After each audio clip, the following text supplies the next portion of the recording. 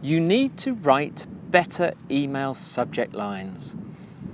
Not rocket science, but sort of science.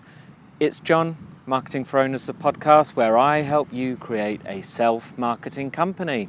That means, like me, your business can run and market itself without you having to worry about it, without you being there, while you can get on and do what you like doing. Perhaps you like doing some other kind of work. Perhaps you like spending time with your family or going to sleep at night or waking up later. But anyway, I'll help you. It is me. Look, it's John, but I'll put the old sunglasses back on because the sun's a bit bright over there. I'm still in Deal, back on the beach. I'm going to try and be, as long as it's sunny, I'll be from the beach every day this week, I think. See, there's a boat there, which is cool. Looks a lot bigger from here than it does on a little screen. But anyway, looks like a lovely sailing boat or a yacht, for those that don't mind them being called yachts. So what are we talking about today? We're talking about email subject lines. Now, it may sound boring. You're thinking, what do I have to know? But people need to open your emails. People are going to open your email quotes, your email replies, your email whatever. And sometimes, or you're just plain emails of trying to get a lead or an introduction or an appointment or a sale or a sign up or a something. But email subject lines are like the headlines on the front of the newspaper or the magazine. That big thing in the middle with the big headline, that's what sells the magazine. It can have fantastic stuff inside, but if people don't like the headline, they'll never find out of the juicy goodies that are hidden within. And that's how it is. The same with your email. People have lots of emails, far too many.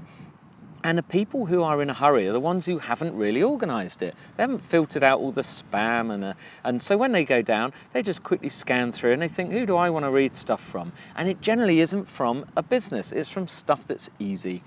So there are going to be times when you need to appreciate email subject line writing.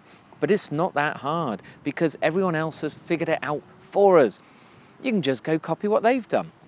And that's what I suggest. So it's the kind of thing you can learn. So for example, go to Google best subject lines, just that. See what comes up. There will be articles and there will be lists. There will be things that come up, say, like the 7 best subject lines ever in a headline, in an article, in an email. Read them and see how, generally these articles will explain why they're good. So just make a note and just get a feel. This isn't going to college or school. You don't have to learn anything. God, China is really bright. So don't worry about all that kind of stuff. It's nothing technical.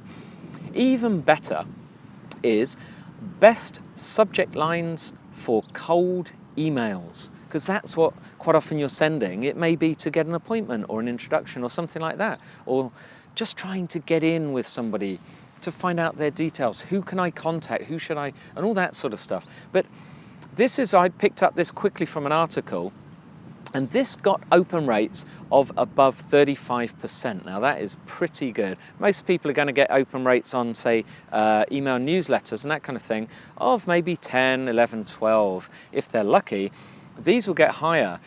Shortening the subject line. Now, of course, one thing with these, one proviso, these are for cold emails, generally for the kind of thing when you're trying to get an introduction or an appointment or attention or something like that. You cannot use these over and over. Of course, you can use them every few months, but not over and over, because that will appear to be spammy. That won't help you at all. So number one, it said the subject line would be introduction, and then their name. That's it. Or introduction, and introduction and your company name. Or introduction and their company name. And generally, or something like, say, like me, it would say introduction, John Butt, Marketing for Owners. If it's coming to me. Now, do you think I'm going to read that? Because that tells me, if you think of the psychology, that tells me that the person knows exactly who I am. And I don't know them. I want to know what do they know about me? Who are they? I'm going to open it. All right. Second one, quick request. That's it. You're listening, aren't you? Quick request. I've used this, by the way, before I'd read this, I've used this, and it works. If you've had an email sequence from me, at some point, you'll have got that. Next one, trying to connect. Now, again, that's it. These things are fabulous. Imagine that arrives in your email amongst everything else, trying to connect. When you scan down, you will stop there. You will think about opening it. You're likely to open it, honestly. And then the name of your company. So someone sends something to me and it just says Marketing for Owners. I'm going to stare at that and I'm going to think, what's that about? And eventually my curiosity is going to get the better of me. I'm going to open it. And once it's inside, you're off to the races doing your normal thing. So it's just to get this thing open. There's many reasons why you need it.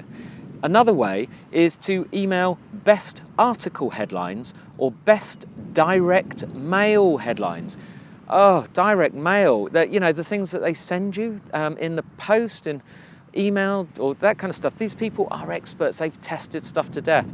And when people are going to research and find the best ones, they'll find the most successful. These will be ones that have been tested and they work. So if you incorporate the style of that into yours, they will work. I guarantee it. If you just want to follow people who are brilliant at it, just Google something like Jeff Goins, which is Jeff Goins, headlines, or Quick Sprout, one word, headlines, or Copy Blogger, one word, headlines, or John, spelt Jon, Morrow, Morrow, headlines. John Morrow is fantastic at them, and there will give you more information than you could ever want to know about improving your headlines in emails, in everything, in articles and everything, to get more people to read. That's what it's all about. That's it. Phew. Honestly, it's good stuff. Today is Tuesday. It's time for a toolbox tip, and today is what we use for our CRM, Insightly. Insightly, we used it since there's a very young company. In actual fact, one of the plans that we're on that was free is now paid, but we pay it. Insightly integrates very easily with Google and everything. In fact, it's probably best that you just go to it, insightly.com, I think it is. Can't even remember. But once you're integrated, a CRM is a customer relationship manager. So in other words, say for instance you phone someone today and you're talking to them on the phone. You talk to them, you find out what days are good for them, and for appointments, what they like, what they don't like. In a conversation, you find out they're just going to get a new puppy for his daughter. His daughter's 7, that kind of stuff. You note all this down in a CRM. Next time you call him in a couple of months, you say, "Oh, did you get that puppy? How did it go? What did your daughter think?" And imagine the difference that makes when you're calling that person. Yeah. So that's how the experts do it. It's like Salesforce and all that, but Insightly is brilliant, and it's for people like us. Even I can use it. Go try it. Guarantee it's good. Okay, that's it. See you tomorrow somewhere else further down the beach.